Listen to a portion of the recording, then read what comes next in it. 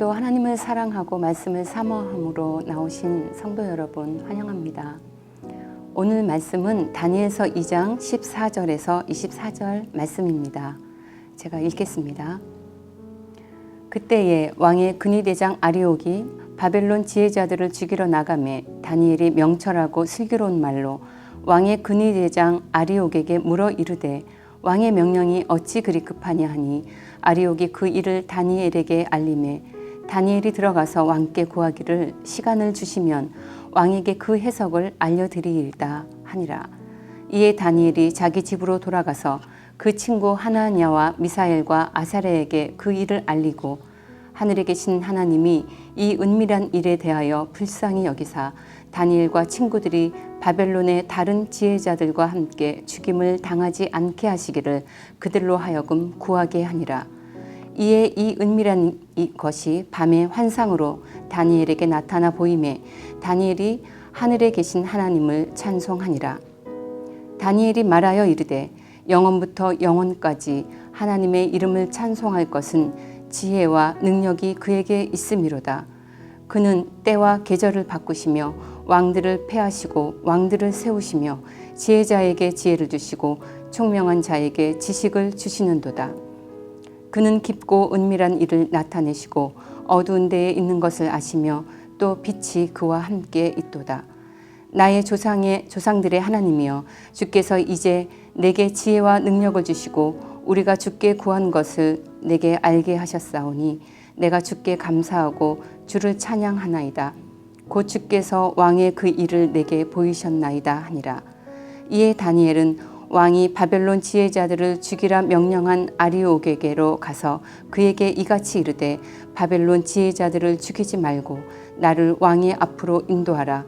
그리하면 내가 그 해석을 왕께 알려드리리라 하니. 아멘. 느부갓네살 왕은 비상한 꿈을 꾸었지만 그 의미를 알 수 없어 번민합니다. 바벨론의 지혜자들은 그들의 학문과 지혜로는 꿈을 알 수도 없었고 해석할 수도 없었습니다. 분노한 느부갓네살은 이들을 다 죽이라고 명령합니다. 이 지혜자들은 박수, 술객, 점쟁이, 갈대아 술사들을 말합니다. 그렇지만 단순히 점치고 미신을 쫓고 그런 사람들이 아니라 학문이 뛰어나 천문과 지리에 능하고 왕에게 나라의 미래에 대해서 조언하고 상담하는 당시 최고의 학자들이었습니다. 하지만 사람의 학문과 지혜로 삶에 그 숨겨진 은밀한 일들을 해결할 수는 없지요. 왕의 급한 진노가 지혜자들에게는 죽음을 부르는 잔혹한 위기였습니다. 다니엘과 친구들도 이들의 이 바벨론의 학문들을 익혔고 지혜자 무리에 속하였기 때문에 이 위기가 다니엘에게도 닥쳐온 위기였습니다. 이 위기를 다니엘이 어떻게 대처하고 있는가 하는 것이 오늘 본문의 기록입니다.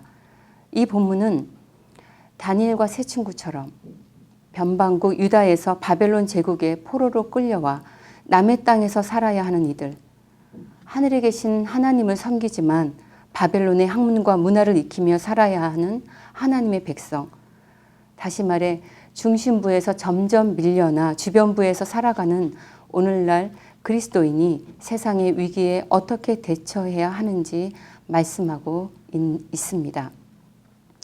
믿는 자들끼리 있을 때는 샬롬을 나누고 안전지대에 있는 것 같지만 교회 밖을 나서면 자주 불편한 상황과 갈등을 겪는 우리들에게 말씀하고 있는 본문인 것입니다.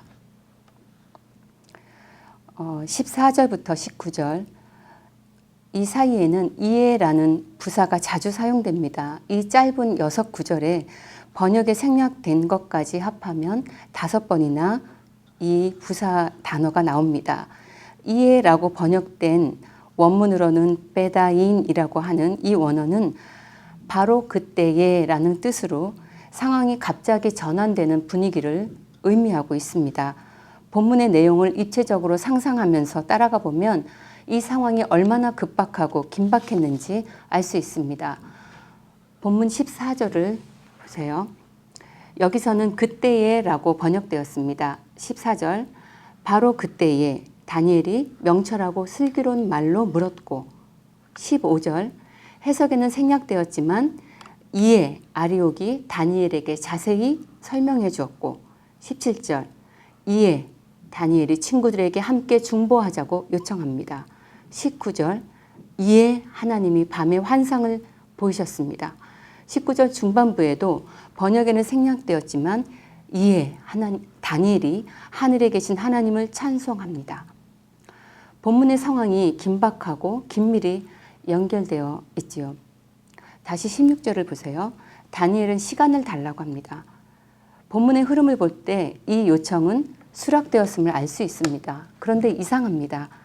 앞 본문 8절에서는 왕이 갈대아 술사들에게 너희가 시간을 지연하려 한다면서 걷잡을 수 없이 화를 내었는데 말이죠. 사람의 생명이 절대 권력자의 진노의 손에 달린 위기와 긴박함과 그 짧은 하룻밤 아리옥과 느부갓네살 다니엘 사이에 오가는 말과 생각과 이상 속에서 긴밀히 간섭하시는 하나님의 역사를 느껴볼 수 있습니다. 그리고 다니엘과 세 친구는 역사를 주관하시고 왕들을 세우시기도 하고 패하시기도 하는 그 크신 하나님이 이제 겨우 17살, 18살 정도 되는 어린 자신들의 일상에서 직접적이고 구체적으로 일하고 계심을 경험하게 됩니다. 역사를 주관하시는 하나님께서 사람과 사람의 대화에서 시간과 시간의 사이에서 얼마나 세밀하게 개입하고 간섭하고 계신지를 알 수 있습니다. 크고 놀라운 하나님이 멀리 계신 하나님이 아니라 우리 일상에서 세밀하고 자상하게 가까이 계신 하나님이라는 것을 알 수 있죠. 17절과 18절에 이은 말씀은 이 긴박한 상황의 한복판에 기도가 있었음을 알 수 있습니다. 그리고 이 기도 한복판에 어둠을 밝히는 작은 등불처럼 생명을 살리는 간구가 있었습니다. 두 가지를 살펴보고자 합니다. 첫째, 이들은 하늘에 계신 하나님께 기도합니다. 하늘에 계신 하나님이라는 호칭은 다니엘서 말고도 에스라서, 느헤미야서처럼 주로 포로기 이후 성경들에서 찾아볼 수 있는 하나님에 대한 호칭입니다. 무슨 의미가 담겨 있을까요? 남의 땅, 이방의 문화 속에서 사는 이스라엘 백성이 자신들의 하나님을 향한 그 소망을 고대하고 고백하는 표현입니다.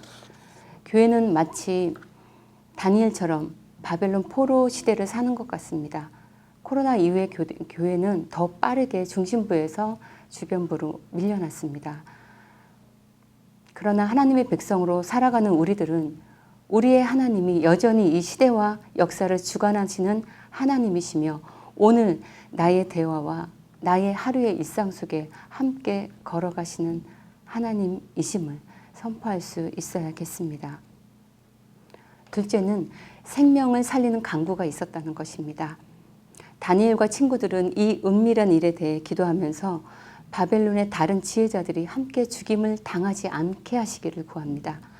자신들만 살고자 하는 것이 아니라 다른 사람들의 생명을 살리기 위한 데에 무게를 둔 기도였습니다. 이러한 태도는 24절에 왕 앞에 나가기 전에 바벨론의 지혜자들을 죽이지 말라고 아리옥에게 요청하고 있는 데서도 확인할 수 있습니다. 다니엘과 친구들은 18절에서 하늘에 계신 하나님이 이 은밀한 일에 대하여 불쌍히 여기사 살리시기를 간구합니다. 여기서 불쌍히 여기다라는 표현은 어머니의 자궁에서 어원이 왔습니다. 어머니가 자식을 불쌍히 여기는 긍휼을 의미하는 그 용어인 것이죠.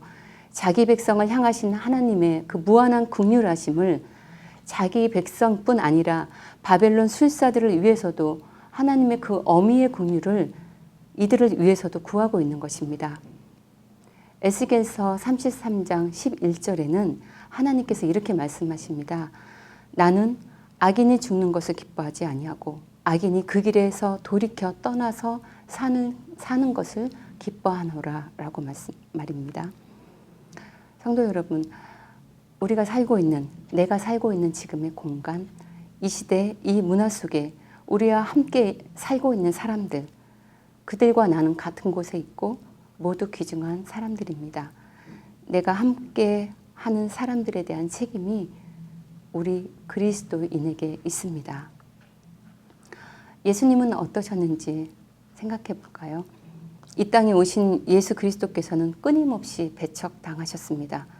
온 인류의 구원을 위하여 십자가에 죽으시면서 다 이루었다라고 말씀하셨죠. 그 주님이 세상을 구원하시고 교회의 머리 되신 주님이 이 땅에서는 무엇을 하셨습니까? 이 땅에 계실 때 한 사람의 영혼, 위태로운 한 사람의 마음을 위로하시고 살리시기 위해서 거친 길을 걸으셨습니다. 예수님이 그러셨다면 우리도 그 길을 따라 걸어가야 할 것입니다. 바벨론 땅 같은 이곳에서 우리가 가진 생명의 빛을 교회 안에서만 우리만이 아니라 사망과 생명 사이에 긴박하고 위태로운 세상 속 다른 이들에게도 비추어서 세상을 품는 우리가 되어야 할 것입니다. 함께 기도하시겠습니다. 하늘에 계신 하나님, 지금도 통치하시고 다스리시는 살아계시는 하나님을 찬양합니다. 새생명 축제를 앞두고 있습니다. 이것이 한날의 행사가 아니라 우리가 사는 매일이 생명을 살리는 삶의 연속이 되도록 하여 주옵소서. VIP를 품고 생명을 구하는 우리의 기도에 세밀하게 일하시는 주님을 발견하는 오늘 하루가 되게 하여 주옵소서. 예수님의 이름으로 기도합니다. 아멘. 오늘도 두 가지 기도 제목으로 함께 기도하기 원합니다. 첫째는 때와 계절을 바꾸시며 인류의 역사를 주관하시는 하나님께서 지금 나의 하나님이시며 나의 건강과 일상에서 세심하고 자상하게 응답하시는 하나님이심을 경험하게 하옵소서. 두 번째, 진리와 생명 되시는 예수 그리스도의 빛을 우리만 누리는 것이 아니라 세상 속으로 비춰내어 그리스도의 생명으로 살아내며 사람을 살리는 기쁨이 되는 교회 공동체 되게 하옵소서. 함께 기도로 나아가겠습니다.